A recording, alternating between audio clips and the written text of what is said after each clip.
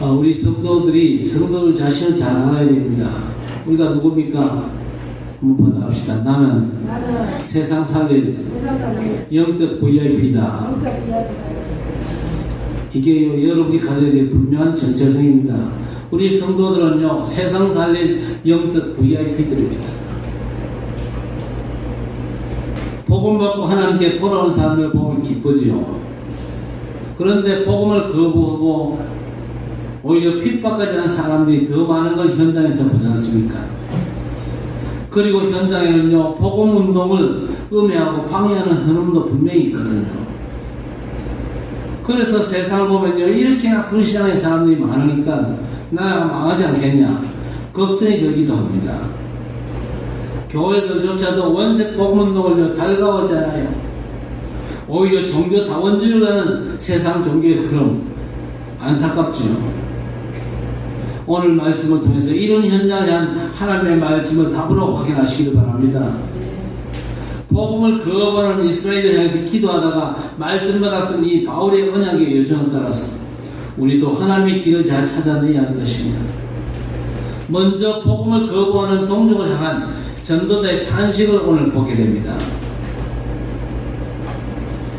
엘리야 때의 이스라엘은요, 남북으로 분단되어 가지고 북쪽의 99%의 사람들이 하나님을 대적하고 자기들 마음대로 살았습니다.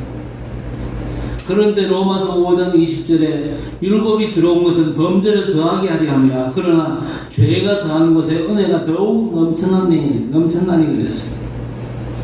하나님께서 더 심각하게 타락한 저 북이스라엘로 하나님의 사람 선지자를 보내셨습니다.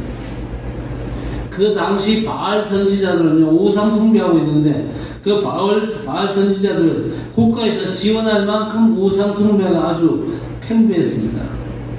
반면에 하나님을 섬기는 선지자들은 싹 다 잡아 죽이는 그런 상황이었습니다. 경제인 오바댜가 선지자를 숨기고 먹여 살려야 했던 만큼 아주 어려운 시대였습니다. 자, 그때 엘리야는요, 바알 선지자들과 엄청난 전쟁을 벌였는데 열왕기상 18장 40절 보세요. 엘리야가 그들에게 이르되 바알의 선지자를 잡되 그들 중 하나도 도망하지 못하게 하라 하며 곧 잡은지라. 엘리야가 그들을 기손 시내로 내려다가 거기서 죽이니라 하였습니다. 엘리야 혼자서 거짓 선지자 잡아가지고 기손 시내가에서 처형을 했습니다. 그리고 그때까지 가뭄의 문제를 엘리야가 기도해가지고 해결하는 비까지 내리는 응답의 역사를 나타내면서 완전 승리했다고 생각했겠죠. 그런데 그 다음날 아방의 아내 이세벨이 엘리야를 죽이려 들었어요. 그런 상황에서 엘리야는요, 두려움에 빠져가지고 도망가다가 결국적으로 뱀나무 아래에 쓰러져가지고 나를 거두어달라 그렇게 기도한 것입니다. 그때 하나님이 천사를 보내가서 새 힘을 주시고, 그때 일어난 엘리야는요, 나라 상황을 하나님께 오히려 고발하지요. 이 나라 백성들이 희망이 없습니다. 우리도 그 마음 공감할 수 있잖아요. 이 땅의 현실을 보면서 이 땅은 희망이 도무지 없습니다. 대한민국은요, 수천 년 동안 우상 숭배한 나라입니다. 그래서 지금의 전통 문화재를 보세요. 전부 우상 숭배, 귀신 섬겼던 현장 아닙니까? 그랬던 땅에 하나님께서 130년에 복음이 전달되게 하셨습니다. 한국 전역에 예배당이 없는 곳이 없을 정도로 엄청난 축복을 주셨어요. 그런데 이제는요, 오직 그리스도의 복음을 무시하는 상황입니다. 종교 다원주의 사상이요, 한국 교회를 지배하고 있는 사상이요. 원색 복음을 놓는 단체를요, 이단으로 몰아가지고 핍박하는 게 현실입니다. 이런 실정을 보면요, 우리 한국교회에 희망이 없다 그렇게 볼 수가 있겠죠. 자, 그런데 그건요, 엘리야의 생각이요, 우리의 잘못된 생각일 수 있습니다. 엘리야가 자기 생각에 묶여가지고 나만 남았다 그렇게 하나님께 고백을 하는데, 지금 현재 이제 더 이상 구원받을 자가 없고 다 썩었다는 생각에 붙잡힌 겁니다. 자, 그런데 우리가 어떤 사람이냐? 잘못된 사람을 욕하고 하나님께 고발하기 위해 있는 자들이 아니거든요. 전도자는요, 어떤 경우에도 그들을 위해서 기도하라고 먼저 세움받은 자들입니다. 그래서 사무엘상 12장 23절에 나는 너희를 위하여 기도하기를 쉬는 죄를 여호와 앞에 결단코 범하지 아니하고 선하고 의로운 길을 너희에게 가르칠 것인즉 그랬어. 아시다시피 소돔과 고모라 너무 부패했잖아요. 타락했습니다. 하나님께서 불로 심판할 계획이 확정된 동네였어요. 그랬는데 아브라함이 그 지역을 위해서 기도하면 하나님께서 롯의 가족을 구출해 주신 장면을 여러분 보지 않습니까? 이런 최종적인 구원을 위해서 우리가 기도해야 될 것입니다. 이 칠곡과 대곳 땅에 하나님의 구원의 역사가 끊기지 않고 예수님 재림할 때까지 지속될 수 있도록 우리가 기도해야 될 것입니다. 그러면서 우리 주변에 복음운동을 핍박하는 세력이 너무 많아가지고 이 나라에 희망이 없다, 그런 생각이 들 때도 있겠지요. 그럴 때는 여러분 자신이 구원받은 나를 자세히 살펴봐야 될 것입니다. 구원받은 나를 자세히 살펴보면요, 하나님의 은혜로 구원받은 내가 보일 것입니다. 우리가 구원받은 게 하나님의 절대 은혜로 인한 것이지 먼 자격, 먼 조건이 있어가지고 구원받은 거 아니잖아요. 하나님 앞에 내가 이래가지고 구원받았습니다 자랑할 사람이 아무도 없습니다. 우리가 구원받고 하나님을 아버지로 부를 수 있는 건요, 하나님의 전적인 은혜인 줄로 믿습니다. 바울도 하나님이 주신 답을 가지고 그 자신을 살펴보니까요, 자기는요 저들보다 훨씬 더 복음을 핍박하고 기독교를 잡아 죽기까지 했던, 박해져 있던 사실을 알게 되었던 겁니다. 자, 그러고 보면요, 이 민족에도 희망이 있음을 알게 되는 것입니다. 그렇죠?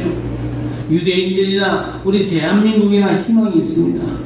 고린도전서 15장 10절에 그러나 내가 나 된 것은 하나님의 은혜로 된 것이니 내게 주신 그의 은혜가 헛되지 아니하여 내가 모든 사도보다 더 많이 수고하였으나 내가 한 것이 아니요 오직 나와 함께 하신 하나님의 은혜로다. 오직 하나님이 은혜로다 그랬습니다. 유대인 중에 가장 악독한 나를 구원하신 걸 보니까 우리 민족도 하나님이 버리지 않으셨다는 확신을 바울 사도가 갖게 된 것입니다. 그리고 지금 우리가 전도자 대회에 서 있는 것 자체가 벌써 이 민족이 망하지 않는다는 증거가 되는 거거든요. 그래서 지금도 이 민족 안에서 하나님은 구원의 역사를 계속 진행하시는 줄 믿습니다. 우리 성도 여러분 한 분 한 분이 그 일에 쓰임받게 되기를 바랍니다. 칠곡과 대구를 살리는 일, 우리 성도 한 분 한 분이 온전히 쓰임받아야 될 것입니다. 초대교회 때 많은 핍박과 환난 중에서도 주께서 구원받는 사람을 날마다 더하셨지 않습니까? 그 일들이 지금 칠곡과 대구 땅에 여러분을 통해서 이루어지게 되기를 주의 이름으로 축원합니다. 사도행전 2장 47절에 하나님을 찬미하며 또 온 백성에게 칭송을 받으니 주께서 구원받는 사람을 날마다 더하게 하시니라. 우리 현장에도 지금 이 역사가 진행 중임을 믿고 전도자의 삶에 올인하시기를 바랍니다. 분명한 건 뭡니까? 하나님께서 7,000명을 남겨두셨다 그랬습니다. 하나님의 은혜로 택하심을 따라 남은 자가 지금도 반드시 있는 줄 믿습니다.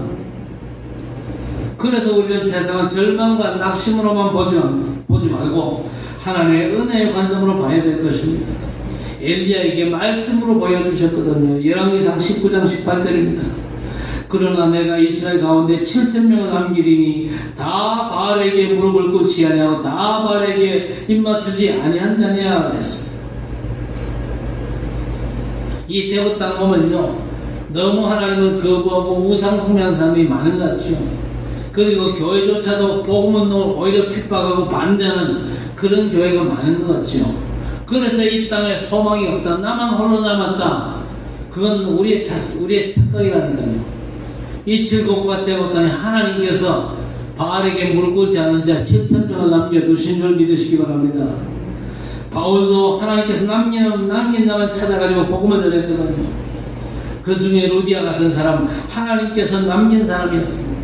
사도행전 16장 14절에 두아디라 시에 있는 자세복감 장사로서 하나님의 섬기는 루디아를 한 여자가 말을 듣고 있을 때 주께서 그 마음을 열어 바울의 말을 따르게 하신지라 그랬습니다.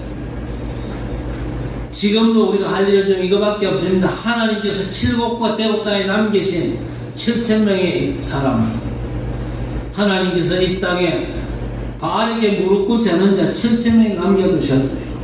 교권주의자들에게 무릎 꿇지 않은 자 7,000명을 예배해 두셨습니다. 여러분 현장에 그런 사람들이 준비되어 있어요. 다 불신앙의 사람 같고 다 핍박자 같지만요, 그런 가운데 하나님이 준비해 두신 7,000명의 남은 자들, 바알에게 무릎 꿇지 않은 그런 예비된 자들이 틀림없이 있는 줄 믿습니다. 더 이상 우리는 염려하거나 불평할 필요가 없습니다. 그들을 하나님께 고발할 필요도 없고 탄식할 필요도 없고, 저 인간들은 불신앙에 빠져있고 저 인간들은 복음을 거부하고 오히려 복음을 박해하는 인간들입니다. 고발할 필요도 없습니다. 또 사람들 보면요, 내가 한 것에 대가를 받는다는 잘못된 생각이 잡혀있지요. 그런데 하나님은 은혜로 우리 같은 죽은 인간도 살리셨거든요. 그래서 우리 모든 성도들은 은혜로 구원받은 것 때문에 당연히 감사하고 하나님의 일에 전적으로 헌신할 수 있는 것 때문에 더 감사할 수 있기를 바랍니다. 우리에게는요, 구원받은 그 자체가 하나님 최고 은혜거든요. 그리스도 안에서 복음 살리게 내가 쓰임받는 것 자체가 벌써 최고 축복이고 응답이라는 사실을 아셔야 됩니다.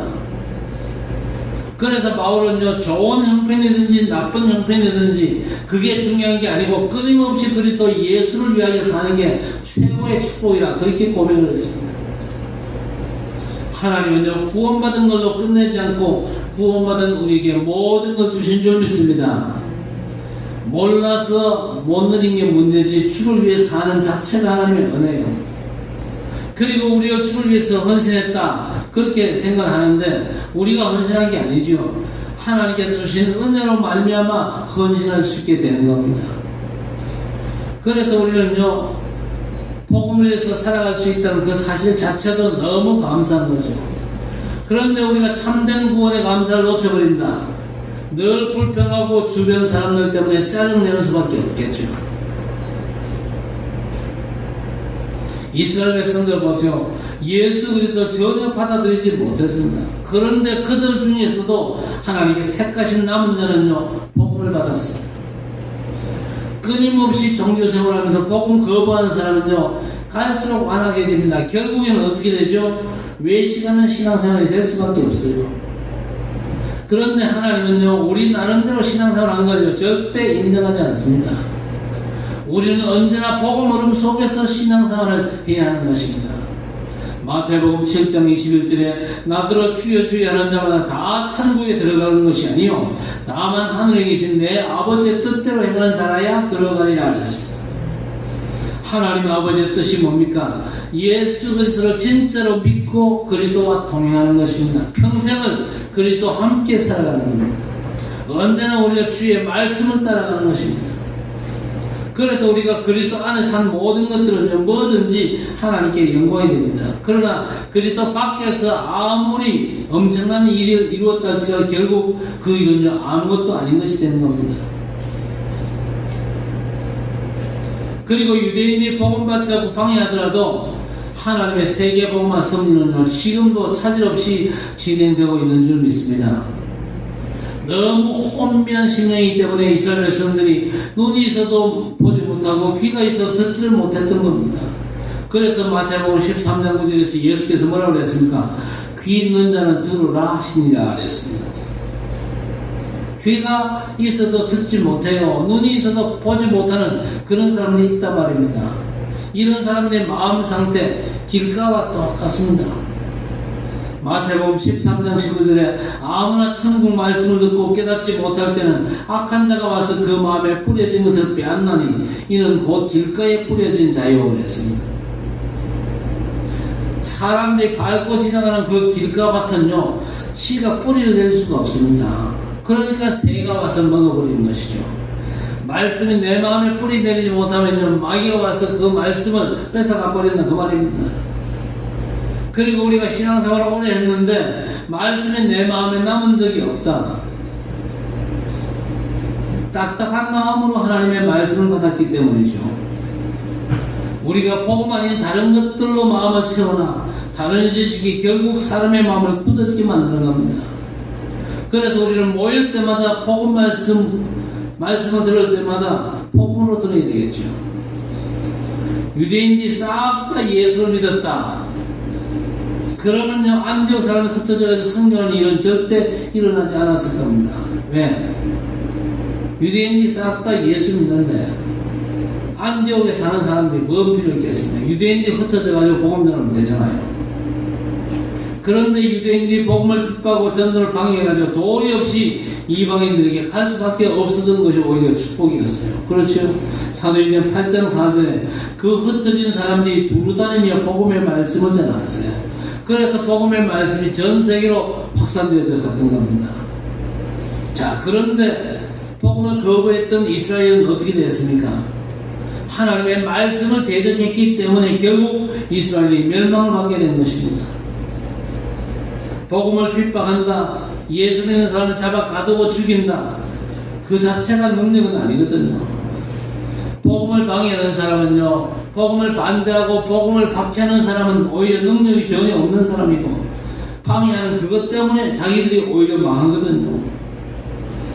이스라엘 백성이 자랑하는 자기들의 종교와 자기들의 의로움이 오히려 자기들 잡는 올무요 함정이 되어버린 겁니다. 그것 때문에 결국 자신들의 나라도 망하고 전 세계에 흩어져가지고 지금도 유랑하고 있습니다. 잠언 29장 1절에 자주 책망을 받으면서도 목이 곧은 사람은 갑자기 패망을 당하고 피하지 못하겠니 그랬습니다. 하나님의 말씀을 받아도 말씀을 거부하고 오히려 말씀을 방해하고 말씀 받는 사람들을 핍박한다, 갑자기 패망을 당한다 그랬습니다. 절대 못 피한다 그랬죠. 말씀 들으면서도 귀 넘어 듣는 잘못된 습관 때문에 그렇게 된 것이죠. 말씀을 믿음으로 받고 말씀 성취의 흐름을 사모하는 여러분 되시기를 바랍니다. 그렇지 않으면요, 망하는데 표시도 없이 망해요. 망한지도 모를 정도로 서서히 망하게 되는 겁니다. 절대로 복음 거부하고 핍박하는 사람이 끝까지 온전할 리가 없거든요. 우리 성도들은요, 복음의 말씀을 외면하다가 망하지 말고 복음 말씀을 믿음으로 받고 복음 말씀에 집중하다가 하나님의 큰 은혜와 응답받게 되기를 바랍니다. 하나님은 오히려 핍박하는 그 일들로 인해 가지고 세계 복음의 역사를 진행하셨거든요. 핍박으로 자신만 남았다는 이 엘리야에게 하나님은 가서 하사엘을 아람 나라의 왕으로 세웠다. 또 예언한 사람에게 기름 부어가지고 이스라엘 왕으로 세우고 바알을 완전히 없애는 역사를 진행하셨거든요. 그리고 자신의 후기자를 세워가지고 엘리사와 함께 도단성 전도하는 역사가 일어났었는데 핍박이 없었다, 이런 역사도 없었겠죠. 여러분, 핍박과 불신앙은 결국 세계 복음의 길로 가게 하는 것입니다. 반드시 복음의 역사가 있으면요, 반대로 핍박의 역사가 있습니다. 시험거리들이 생겨요. 그것들을 보는 눈이 이제 달라져야 될 것입니다. 핍박이 있으니까 반대가 많으니까 또 많은 사람이 안 믿으니까 큰일 났다, 틀렸다, 그게 아니거든요. 하나님께서 다른 문들을 열어가시는 걸 우리가 볼 수 있어야 될 것입니다. 시대가 악하고 교회가 교권화되고 세속화되더라도 하나님은 그 가운데 반드시 뭘 남겨두셨다? 남은 자를 준비해 두십니다. 언제든지 누구든지 하나님 주신 은혜가 없이는요, 복음을 믿을 수가 없고 받아들일 수가 없어요. 그래서 우리는 하나님의 그 은혜의 흐름을 절대 놓치면 안 되는 것입니다. 이 흐름을 따라 남은 자를 찾고 살리고 세우는 일에 올인해야 될 것입니다. 혹시 우리가 핍박을 당한다, 세계 복음의 눈이 열리고 전도 역사를 진행하시는 하나님의 역사를 되돌보라는 사인입니다. 여러분, 우리 교구는요, 이 칠곡과 대구에 국한된 게 아닙니다. 지구촌 전체입니다.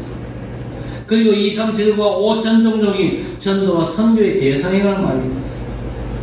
하나님은 지금도 세계 복음의 정확한 역사를 진행하고 계십니다. 그리고 우리를 그 축복의 방향으로 인도해 가시거든요.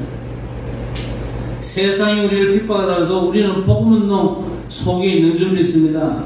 반드시 우리를 통해서 세계 복음의 역사가 진행되는 줄 믿고 누리게 되시기를 주의 이름으로 간절히 축원합니다. 하나님 아버지 감사합니다. 유대인이 복음을 거부하고 오히려 복음을 핍박하고 전도자를 어렵게 만들었지만 하나님은 그런 속에서도 남은 자 7,000명, 바알에게 무릎 꿇지 않는 7,000명을 준비해 두셔서 하나님의 절대 계획을 성취하셨습니다. 우리가 혹시 삶의 현장에서 불신자를 만나고 핍박자를 만나고 어렵게 만드는 사람을 만난다 할지라도 하나님이 준비하신 남은 자 7,000명을 바라보면서 그들을 향해서 복음을 증거하고 전도자의 삶을 감당하는 주의 백성들 되게 해주옵소서. 하나님 틀림없이 우리를 영적 VIP로 부르시고 세우시고 사용하실 것이 분명한데 하나님 그 일에 주의 백성들 모두가 아름답게 쓰임받을 수 있도록 하나님 역사해 주옵소서. 우리가 연약하고 부족합니다만 전능하신 하나님께서 우리와 함께 하시고 성령께서 역사하심으로 말미암아 우리의 연약과 부족함과 무능을 넘어서는 하나님의 놀라운 역사 속에서 하나님의 뜻을 감당할 수 있는 축복의 전도자들로 승리할 줄로 믿습니다. 어떤 어려움 속에서 낙심하지 말고 하나님이 준비하신 다른 축복의 계획을 미리 바라보면서 믿음으로 하나님의 인도받고 하나님과 함께 동행하며 승리하는 전도자들로 하나님의 뜻을 감당할 수 있도록 우리 아버지 하나님 역사해 주옵소서. 예수님의 이름으로 간절히 기도드리옵나이다.